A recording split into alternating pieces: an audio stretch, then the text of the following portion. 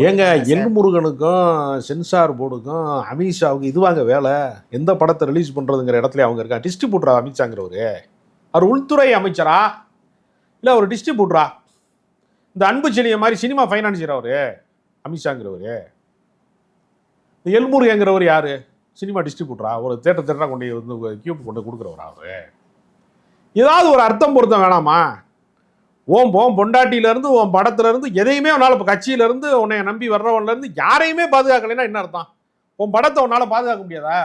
Sir இப்போ விஜய் அவர்களுக்கு எந்த அளவுக்கு இதுக்கு ஆக்சஸ் இருக்கும் நீங்க நினைக்கிறீங்க சார்? ஏன்னா அவர் நடிச்சு கொடுத்ததோட அவரோட வேலை முடிஞ்சிடுச்சு. அதுக்கப்புறம் அவருக்கும் அந்த படத்துக்கும் ஒரு பெரிய அளவுல தொடர்பு இருக்காது until unless the movie get released அப்படின்ற மாதிரியான ஒரு ஆங்கிள் இங்க பார்க்கப்படுது.